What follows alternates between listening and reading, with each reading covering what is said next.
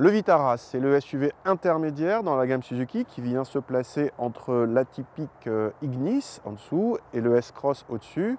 En effet, si le S-Cross fait 4,30 m de long, le Vitara fait 4,18 m de long, ce qui le place à peu près en face des 2008 et Captur. Cette génération de Vitara date de 2015, elle a été restylée en 2018. Pour la reconnaître, c'est facile. Désormais, il y a ces barrettes chromées sur la calandre. Autre nouveauté majeure, la disparition de diesel sur ce Vitara restylé, qui roule donc désormais exclusivement à l'essence avec deux moteurs, soit un 1 litre 3 cylindres turbo de 111 chevaux, soit ici le 1 litre 4 turbo de 140 chevaux. Tous les deux sont disponibles en 2 ou 4 roues motrices, contrairement à la plupart des concurrents. Mais ici, on essaye une version 2 roues motrices en boîte mécanique. À l'intérieur, le restylage a opéré plusieurs petites retouches, à commencer par des plastiques moussés sur la partie supérieure de la planche de bord, rare à ce niveau de gamme. L'horloge centrale a également été changée pour s'harmoniser avec le graphisme du combiné d'instruments. On note également la présence d'aides à la conduite moderne comme le freinage d'urgence automatique avec détection piéton.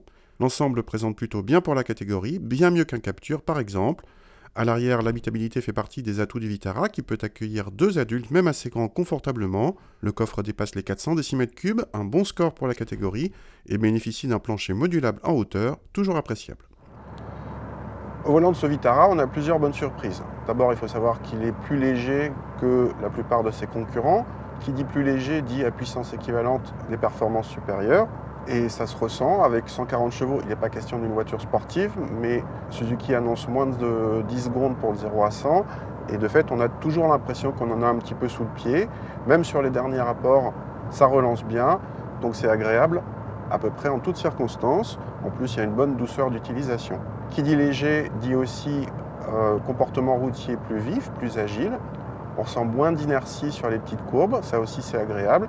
Et qui dit léger dit pour avoir quelque chose de dynamique, on n'a pas besoin de sacrifier le confort. Donc la voiture garde aussi un bon niveau de confort. Bref, on a un bon compromis, un bon agrément général sur toute la ligne.